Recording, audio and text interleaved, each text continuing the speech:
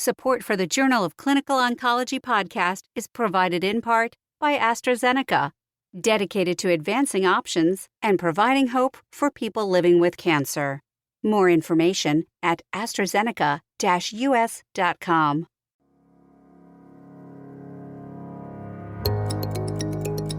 Welcome to ASCO's Precision Oncology Conversations, where we bring you the highlights and overview of precision oncology. This podcast is here to provide interactive dialogue focusing on the excellent research published in the JCO Precision Oncology. Our episodes will feature engaging conversations regarding precision oncology with the authors of a clinically relevant and highly significant JCO Precision Oncology article. You can find all our shows, including this one, at asco.org/podcast or wherever you get your podcasts. Hello, I am Dr. Abdul Rafeh Naqash. I'm a medical oncologist and a phase 1 clinical trialist at the OU Stephenson Cancer Center, and you're listening to JCO Precision Oncology Conversations. I have no conflicts of interest related to this podcast. A complete list of disclosures is available at the end of each episode. Today, I will be talking with Dr. Thanh Dellinger from the City of Hope Comprehensive Cancer Center, who's a gynecological oncologist. And we'll be talking about her JCO Precision Oncology article, Hyperthermic Intraperitoneal Chemotherapy Induced Molecular Changes in Humans Validate Preclinical Data in Ovarian Cancer. Dr. Dellinger does not have any conflicts of interest. Hi, Dr. Dellinger. Welcome to our podcast. Hi, Dr. Naqash. It's such a pleasure to be on with you. We recently saw your paper published, and it's one of those interesting clinical translational papers that we felt needed to be highlighted in our Precision Oncology podcast series. So we're really excited to have you here today to take a deeper dive into the findings and some of the novel approaches that you used in your recent publication. So for starters, could you give our listeners a brief idea of what HIPEC is, where it's used, and when it's used in ovarian cancer? Right. Thank you very much for this great introduction. So HIPEC, or hyperthermic intraperitoneal chemotherapy, has been used in ovarian cancer for quite some time. The most relevant data giving us an indication for ovarian cancer was published by Dr. Van Driel and the HIPEC-1 randomized trial several years ago in the New England Journal of Medicine, which demonstrated that in stage 3 ovarian cancer patients who undergo an interval tumor debulking with HIPEC, that those patients appear to enjoy both a progression-free and overall survival benefit. And in fact, the overall survival benefit is nearly 12 months for those patients. So with this in mind and a number of other data, the HIPEC treatment for those patients at interval debulking has been incorporated in the NCCN guidelines. Nonetheless, there have been some criticisms of HIPEC, and it still remains to be seen who those patients are, the ovarian cancer patients who really best benefit from HIPEC, given the morbidity of HIPEC, though we know now also that HIPEC is probably equivalent to just cytoreductive surgery alone in terms of morbidity. Thank you for that explanation, and especially for people like myself who are not surgeons or gynecological oncologists. That was very helpful. So my next question, and you probably partly answered it, but I'm going to still ask the question, is what is the reason you think that intraperitoneal chemotherapy overall has not been as widely adopted? You touch a very good point there. As many of the listeners may understand, IP chemotherapy has demonstrated a lot of efficacy in multiple clinical trials over the last decade or 2 decades even. And part of why, despite its benefit, it has not been taken up in the overall community may really be the difficulty and the complexity of doing IP chemotherapy in the community, especially. The side effects are difficult sometimes to take care of. There's increased abdominal pain, there are catheter issues.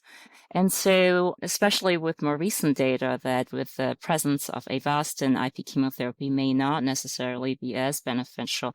Unfortunately, IP chemotherapy hasn't been really taken up in daily oncologic care with ovarian cancer. Nonetheless, we know that there's a lot of theoretical benefit because of the peritoneal metastasis not being as best treated with intravenous chemotherapy as with regional therapy. Thank you. So now going to the data that you published, I was very intrigued with some of the findings. And from what I understood, your main aim was to understand predictive biomarkers to identify patients or basically identify molecular characteristics for patient selection for HIPEC. So could you tell us more why you initiated this study? And I understand this is one of the, I believe, the first study in humans to evaluate some of these interesting biomarkers, both pre and post. So what was the background of doing this trial and what led to this interesting study? Thank you for pointing out this aim. There is a lot of criticism of HIPEC, and part of it is that we may not exactly understand the mechanisms of HIPEC. Why is it that it works so well in some patients? There's a lot of preclinical data supporting hyperthermia, especially with cisplatin. There's synergy between cisplatin and hyperthermia in improving the DNA adduct formation. There's increased cytotoxicity seen when the temperature increases up to 43 degrees. And there's also a T cell activation and immune response that occurs during hypothermia. So a lot of this, however, has been done in preclinical studies, in vitro data, as well as preclinical mouse models. There hasn't been much or really anything published that, as far as I know, has been done in humans. And so this particular study looked at both pre-treatment, pre-HIPEC specimens, peritoneal biopsies, as well as immediate post-operative peritoneal biopsies, tumors, and normal samples. And we wanted to look both at the whole transcriptomic sequencing profile, but also at tumor microenvironment. From a logistics standpoint and from a trial design standpoint, was this a phase 1 study? I know you used the term pilot in the publication. So were you trying to look at safety also, or was this primarily, I would say, a biomarker, pharmacodynamic, biomarker-driven study that you were trying to evaluate? You're correct. This was essentially a feasibility study, but we additionally looked at safety and feasibility with HIPEC at our institution. And in some respects, we also looked at the feasibility of giving intraperitoneal chemotherapy normothermically after HIPEC. And so it was also an endpoint to look at safety. Understand. And I believe there was some difference in the dose for the cisplatin, I believe is the chemotherapy that you used. What was the rationale for the difference in the dose for 75 milligrams per meter square that you used in your study? The study was initiated at a time before the HIPEC 1 trial was published. And so at that time, the HIPEC dose for cisplatin was still not established. 75 milligrams per meter squared for cisplatin is actually used in other trials and has been noted to be effective in other clinical trials. Thank you. Now, going to the patient population for this trial, what type of patients were you enrolling? Was it just epithelial ovarian cancer patients? Did these patients need to have peritoneal metastasis when you were doing the cytoreductive surgery? What was the patient population that you were targeting in this trial? The majority of the patients did have epithelial ovarian cancer. We did enroll a few, actually 5 uterine cancer patients as well, which were not included in this specific publication, but the majority of them were epithelial ovarian cancer patients.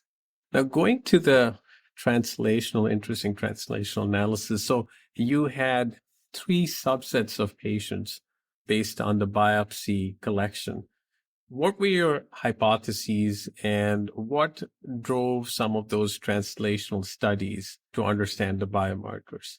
The first translational analysis we conducted was the whole transcriptomic sequencing. And specifically, we wanted to look, for any potential transcriptomic signatures that may correlate with survival or improved response to HIPEC. The second one was to look at whole exome sequencing Thirdly, we looked at whole transcriptomic sequencing differences before and after HIPEC treatment. And lastly, we looked at the tumor microenvironment through multiplexing of certain markers associated with T-cell response. From a clinical outcome standpoint, and we'll discuss the biomarkers in more detail. From a clinical standpoint, when I briefly looked over the PFS curves, were the results as far as expected outcomes, were they similar to what you see with the current standard, or were there any unusual safety signals, or would you attribute any of the adverse events that you saw to intraperitoneal chemotherapy specifically? Because I believe some patients did have some chemotherapy pre-surgery, neoadjuvant, if I'm correct. So how would you attribute some of those AEs, and if at all you saw any interesting safety signals of concern and outcomes as far as PFS is concerned?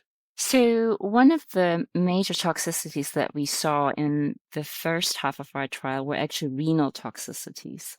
In fact, there were actually 2 patients who could not go on to adjuvant chemotherapy because they suffered chronic renal failure. And because of that, halfway through the trial, we did actually add a nephroprotectant called sodium thiosulfate. And this actually dramatically improved those renal toxicities. And for the second half of our study, no patients suffered grade 3 or grade 4 renal adverse events. And so that did change significantly. From a genomic standpoint, it's very interesting that you were able to do all these very cool and interesting translational biomarker studies, including multiplex immunofluorescence. From a genomic standpoint, though, would you say it's fair to say that there was no significant correlation based on the baseline genomics for some of the patients and their outcomes? Is that a fair assessment? Yes, that is a very fair assessment. And I think that our cohort was really too small to make those kinds of assessments. I don't know whether you saw there recently was a paper published by the HIPEC 1 group looking at their cohort of over 200 patients that underwent the interval cytoreductive surgery in HIPEC. And they did actually demonstrate benefit in patients who are HRD positive but BRCA wild type, but not necessarily in BRCA mutated patients. So I think that I would point to that study to look for genomic effects with HIPEC patients. Understand. Now, again, going to the biomarkers that your team evaluated, it seems from among good responders, especially you saw an increase in tumor necrosis factor alpha signaling, NF-kappa beta signaling, KRAS signaling, and then you also saw some pathways that were downregulated, especially the G2M checkpoint and MYC targets. What would you say the correlation of these are in terms of future drug development in this specific setting? I think that we did see some increased immune pathways in patients who did better in the end. And also our multiplex results did demonstrate that PD-1 expression was increased in patients who had better responses after HIPEC. So our hypothesis is that potentially there's activation of T-cell response with HIPEC, and that potentially a PD-1 inhibitor could be added in the future. This is a hypothesis. Certainly would need to have more work, but it's something that is interesting and of interest really to look at in ways of how to improve HIPEC. And going to your point on the PD-1, I found it really intriguing that you were able to see increase in PD-1 expression on CD8 T cells, but no actual increase in the number of CD8 T cells, suggesting there's some sort of activation of this marker, and this may not necessarily be a marker for T cell exhaustion. So would you interpret it in a way that in a different setting, perhaps a neoadjuvant approach with immunotherapy would perhaps somehow augment this, and then you could see more upregulation? Is there any work being done in that field? How would you put this in the context of your findings? You bring up a really great point, because to date, HIPEC has been demonstrated to have benefit in the interval setting. But there was a more recent study done by, well, not recent, more recently published study by a Korean group that demonstrated no benefit in the upfront setting for HIPEC and still some benefit in the interval setting. And the question is, are these really two different types of cohorts who respond differently because of potentially differences in immune response and tumor microenvironments? And I think that would be a great way of delving further into this. What are really the differences in tumor microenvironment changes in those two different settings? Definitely very exciting. And you've also shown upregulation of, as you mentioned earlier, immune pathways, as well as upregulation of genes related to heat shock proteins. Does that play into future drug development as far as HSP inhibitors are concerned? That is a really great question. Certainly in preclinical models, heat shock proteins are known to be elevated, and they do activate dendritic cells and result in T cell activation. Now, whether that can spell out into actually some future drug therapy definitely remains to be seen. To date, there hasn't been any success in using heat shock types of agents or inhibitors, unfortunately. So I think while this is of great interest, I'm not entirely sure that this will translate into any drug therapy in the future. And I totally connect with you there as a phase 1 trialist. I completely agree that we see a lot of translational data more often than not going into the phase 1 side because many of these targets are not actionable. Now, from a DNA repair standpoint, you did see that there was interference with DNA repair as far as some of the analysis that you did, but I did not specifically see any markers for DNA damage that were assessed on the biopsies, such as gamma H2AX or RAD51 or phospho-NBS. Was there a reason why that was not looked at? I think that we did looked at that and there weren't really any significant results. We did put some of the data into the supplementary data. I think that in the end, our cohort was really too small to really make any meaningful data. But I absolutely agree with you looking at HRD and the DNA repair is really important. And as I mentioned, that most recently published paper does address that. Excellent. Do you think that there could be any confounders in this analysis that could have led to upregulation of some of these pathways and may not necessarily have been the intraperitoneal chemotherapy? Would you think of some other reasons that this could have been a confounding factor, or would it primarily be attributed to the intraperitoneal chemotherapy that you guys have looked at in this interesting paper? Yeah, it is a rather small cohort, so I think that more data is required to potentially repeat this in a larger cohort. But what is interesting is that we did have paired analysis. So we had matched peritoneal samples from the same patients looking at before the HIPEC and after the HIPEC, which is very unique and hasn't really been done in this setting before. And while you couldn't necessarily repeat the same exact peritoneal tumor, it was very close. And so in the best of setting, I think that we did have a good paired analysis. That was one of the very interesting aspects of this study that I very much appreciated, that you were able to get some of those paired biopsies and do the analyses on samples and look at all these markers. So this was all excellent work and definitely intrigues the mind into what other ways one could use some of these findings to develop future combination-based approaches, whether in the neoadjuvant or the adjuvant setting for patients with ovarian cancer. Are there any next steps as part of this project that you are excited about that you can share? Right. I'm definitely very excited trying to build on this and essentially developing a much larger predictive study using hundreds of ovarian cancer HIPEC-treated tumors in a collaboration with others. We have definitely developed a great community of HIPEC investigators who are very interested in developing somewhat of a predictive signature for ovarian cancer undergoing HIPEC. So very excited to hopefully be able to develop this consortium of HIPEC transcriptomic research. And so looking forward to in collaborating with my co-investigators on that. It was definitely exciting to talk to you about your work. Now, I want to ask you about you as an investigator, as a researcher. How did you end up in this field?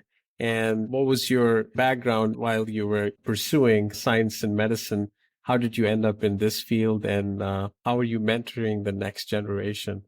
When I was a fellow at UCI, my mentor, Robert Bristow, introduced me to HIPEC, and that has really stuck.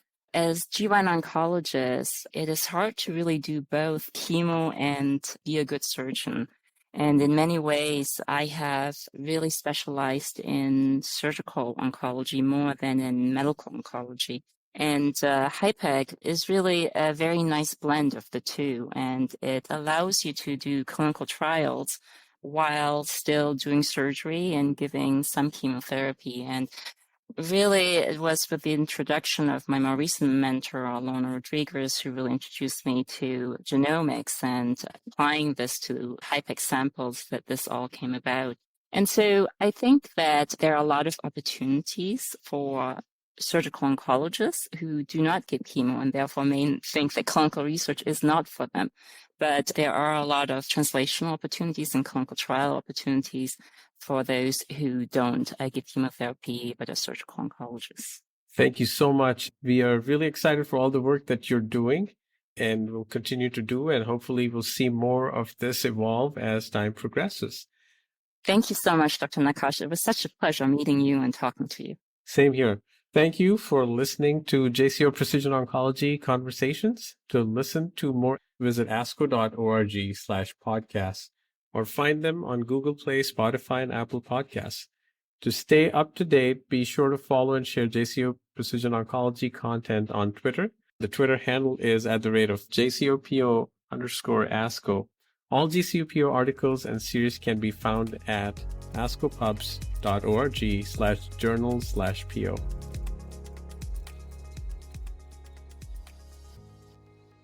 The purpose of this podcast is to educate and to inform. This is not a substitute for professional medical care and is not intended for use in the diagnosis or treatment of individual conditions. Guests on this podcast express their own opinions, experience, and conclusions. Guest statements on the podcast do not express the opinions of ASCO. The mention of any product, service, organization, activity, or therapy should not be construed as an ASCO endorsement.